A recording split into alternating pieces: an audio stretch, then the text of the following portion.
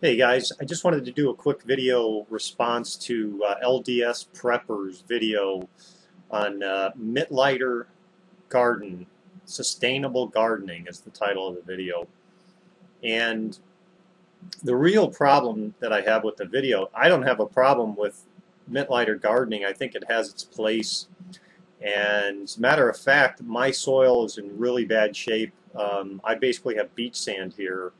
And it's been a real challenge with my soil. I've added a lot of organic matter, and I still really a challenge. So this year I'm actually going to use the Mittleider method because I feel I really want to get a good harvest this year, and I think that's probably going to be my best bet.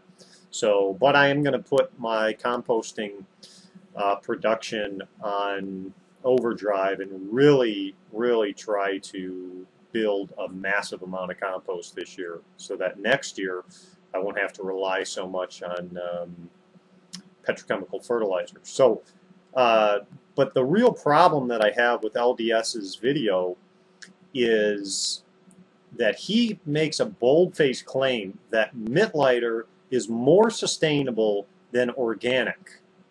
Okay, which to me is just completely ridiculous. It's a bold-faced lie, and I can't believe someone that has any critical thinking skills would make that kind of claim.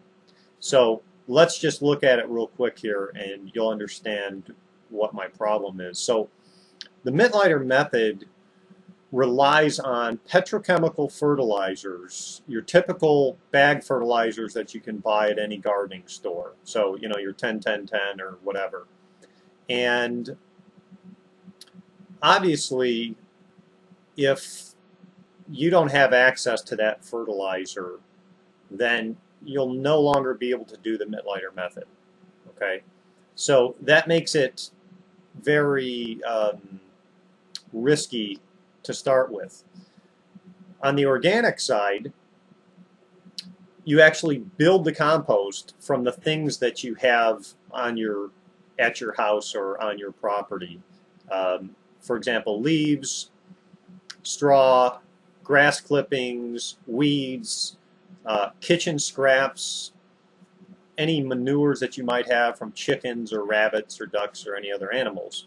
So organic gardening obviously is way more sustainable from that perspective because I don't need to go buy anything from the store in order to build compost to feed my soil. Now, is it going to be perfectly sustainable building compost?